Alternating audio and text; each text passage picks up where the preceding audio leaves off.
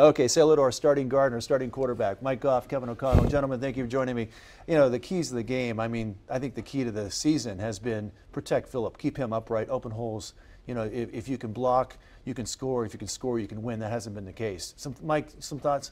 Well, I mean, just the whole line that's been put out there has just been, it's just been one miscue after another, and they have such a great game against Pittsburgh where the #1 defense, they do a great job of stifling it. And then you look at this Carolina team, don't even know who half the guys are, and they just made this offensive line look How does that happen? terrible. You go on the road against Pittsburgh and play so well, and then you lay an egg here. I don't know. I think a lot of it might have to do with the fact that Ron Rivera does know Norv Turner really well, knows the protections. Some of those pressures were just flat out scheme, guys beating guys. But it's hard to be critical of these O-linemen because they shouldn't be put in these situations in the first place. And it's tough to watch, and it's tough to watch Phillip Rivers continue to have to pick himself up off the ground. So the key was, you know, keep Phillip upright, and he was sacked 5 times, hit more than that, generally harassed all day. As you heard Derek say, sacked 42 times in the season. And he puts the ball on the ground 4 times. The fumbles aren't all his fault. I mean, he did recover 2 of them, or the Chargers did recover 2 of them, but he's getting harassed. What happened, though, when the ball just slides out of his hand like that, Kevin?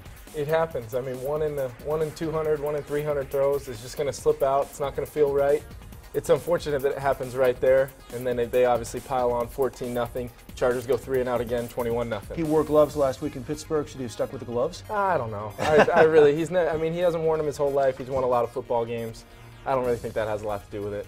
Mike, you've seen Phillip in difficult situations. He's come through. He hasn't come through this season. You know what's weird is when you just watch him at the podium, he just looks like he's tired. He just looks like he's beaten down. And I think what happens with the lack of a running game, and just to know that the way you're going to score, they haven't scored since week 6. That's not good. Not good at all. Hey, when we come back, play the game. Stick around. Off the plate fake, Rivers in trouble, and he's sacked by Hardy.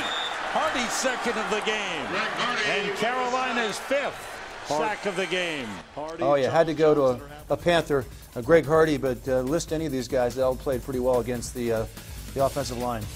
Yeah, I mean, Ron Rivera comes in here, 4-man pass rush all day long, able to sustain pressure on Phillip, make him uncomfortable. No interceptions, but he never was comfortable in the pocket all day long.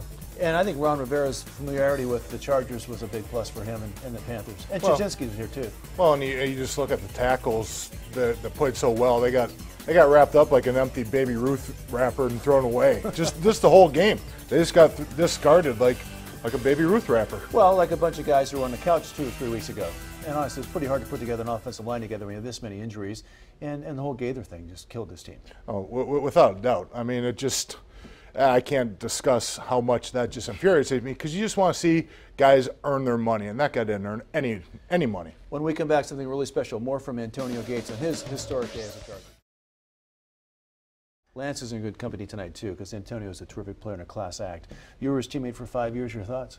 Well, I think that what he's been able to do is he's really taken the tight end to a different level. Now you look at the tight ends that are in the league now, they're all big, athletic, basketball player types. And while he isn't the same player he was when he first got into the league, it's an exceptional accomplishment to be in the likes of Lance Allworth. Yeah, you were a fan of his as a kid growing up in San Diego County. I mean, you can't avoid being a fan of that guy. Yeah, just a consummate professional.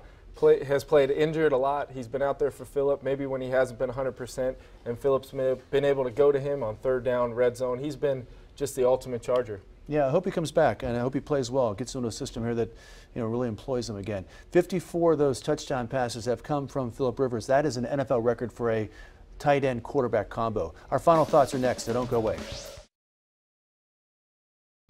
Just a thought, Charger fans, you know, to borrow a line from Anchorman, stay classy, San Diego. There's no need to boo Phillip. He knows he's having a difficult season. No need to boo Norv Turner and his coaches. They've worked hard. Norv's had a nice run here. He knows it's over. Again, stay classy. Yeah, to piggyback off what you said, Phillip Rivers is going to come back and be the starting quarterback of this team, no matter who the head coach is, no matter who the general manager is. I would just say if they do it the right way, he will be back to his former Pro Bowl level. Yeah, I hope so.